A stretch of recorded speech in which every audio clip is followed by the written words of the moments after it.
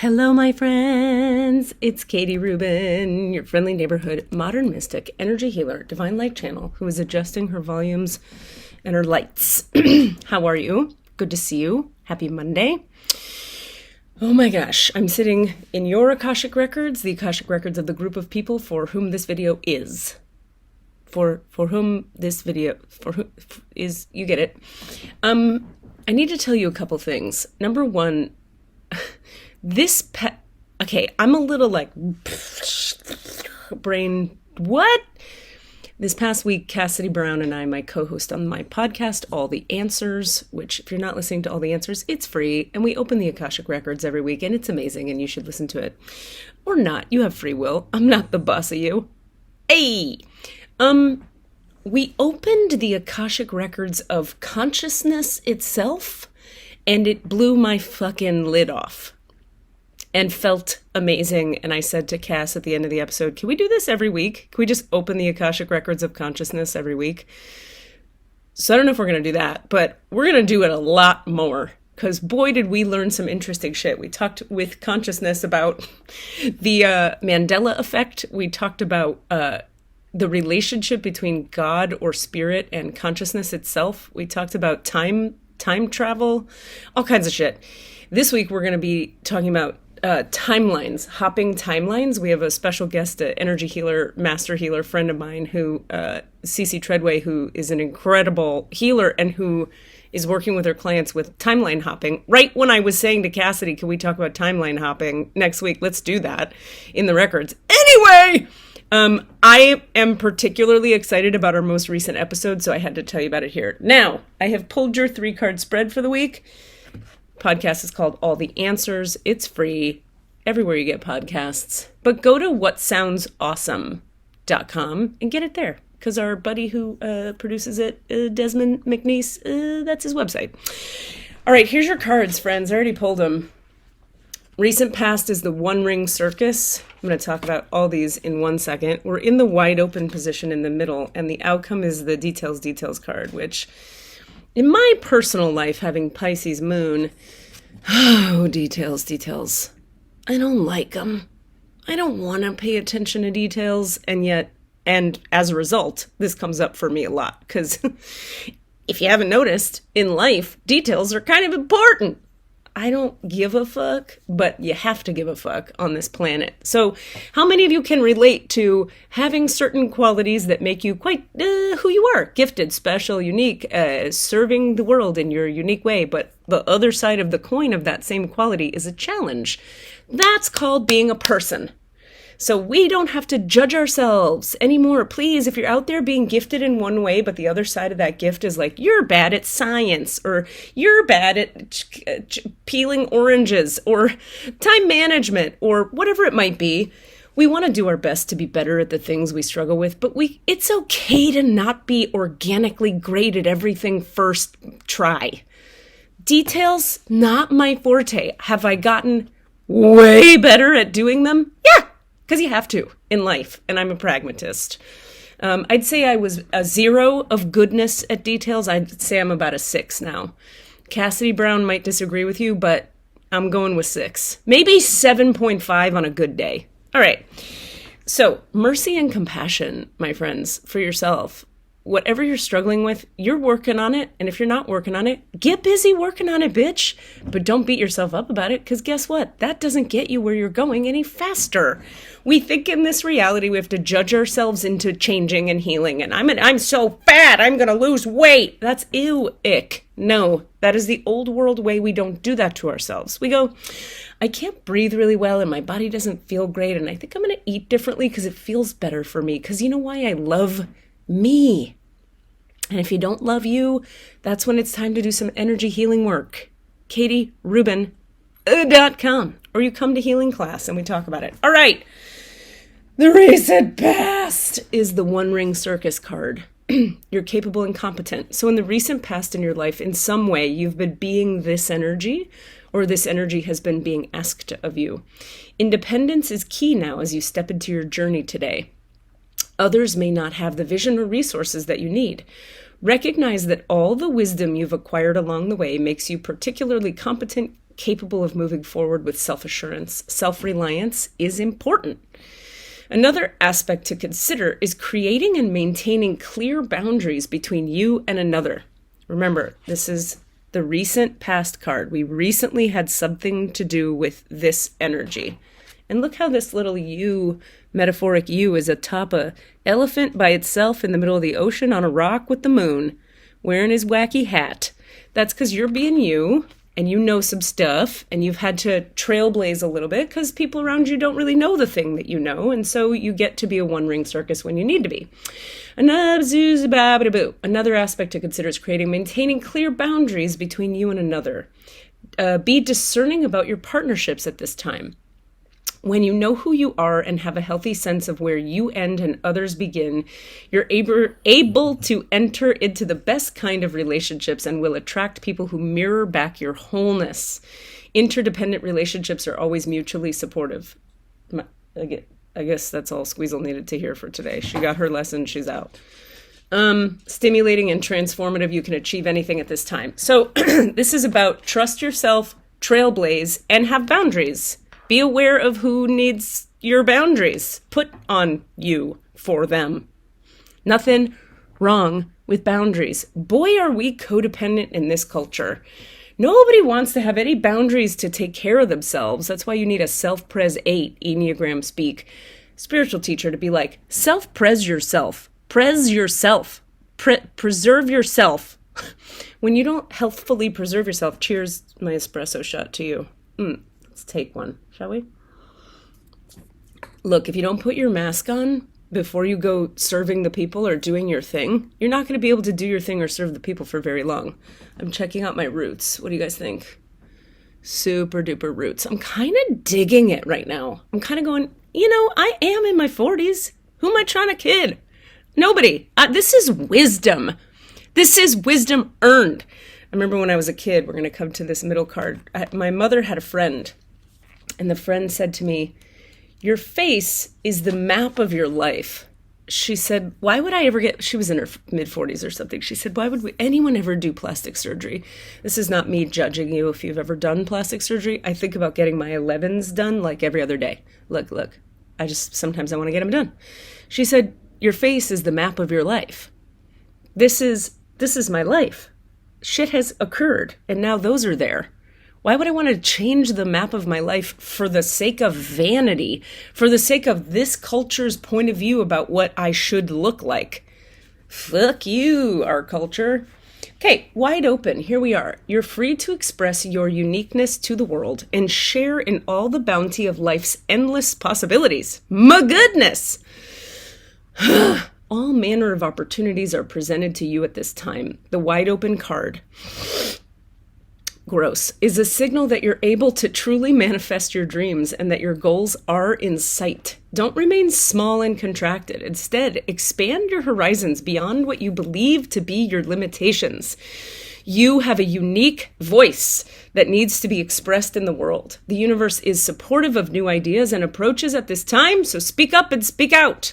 This card is the sign of the maverick who freely roams the wide open space of possibility. Wow. Allow for a greater vision to replace old ideas as you dream a grander dream.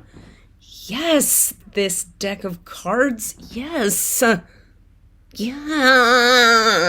Whatever vowel that is. Yes. Yes. Yes. So because you trusted yourself and you were a one-ring circus and you had to have self-reliance because sometimes you have to, because sometimes people are not ready for what you carry, and you stood up for yourself and you had boundaries, you're standing in the middle of infinite possibility. And the world is supporting you. The universe says, yes, bitch, please. Now, the outcome card is my favorite.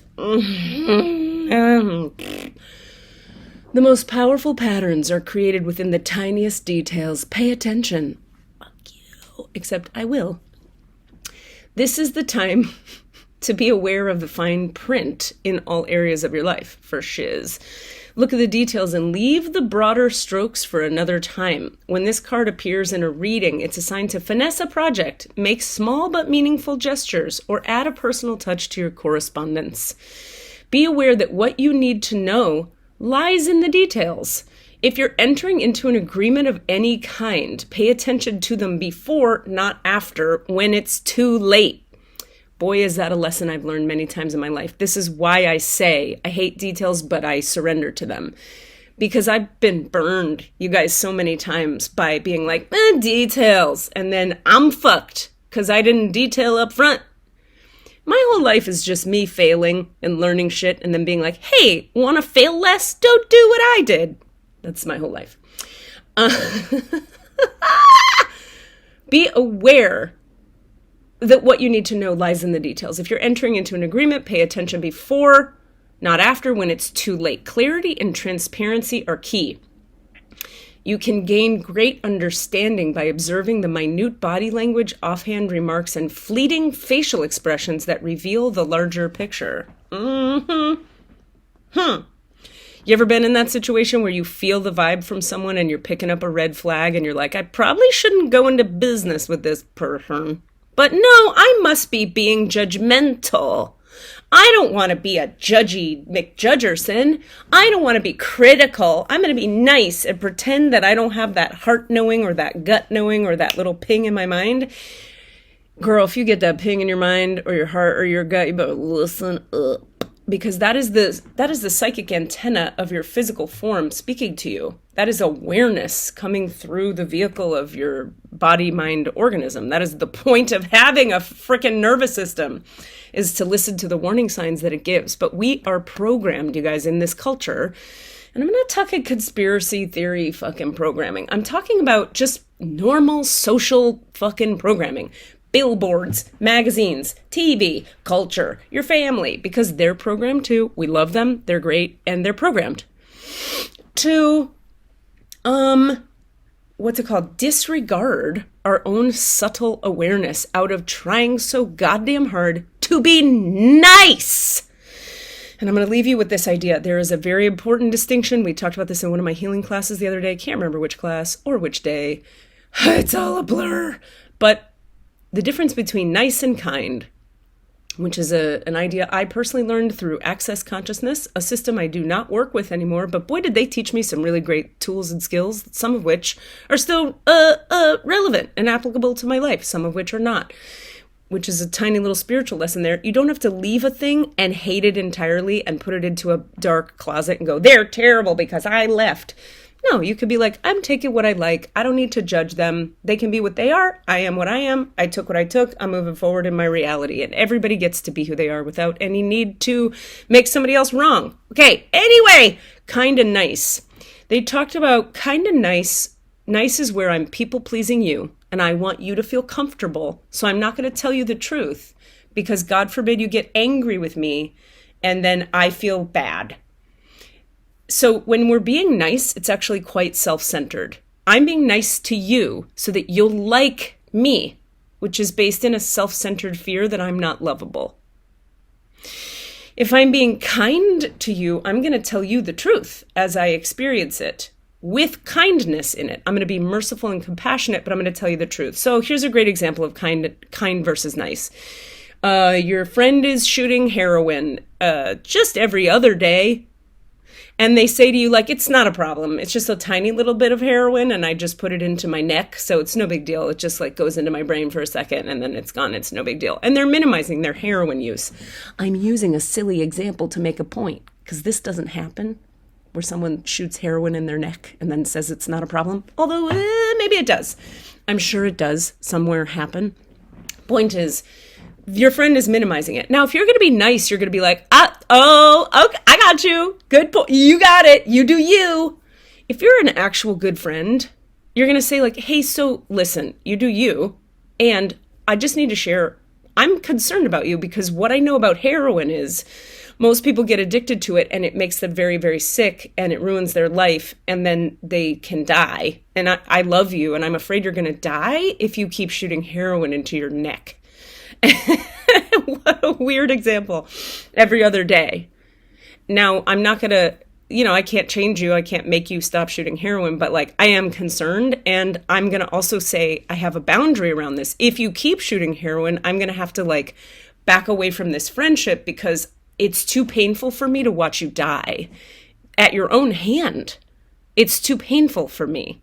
I love you so much, I can't stand by and let you kill yourself or let you harm yourself. So I have to say something.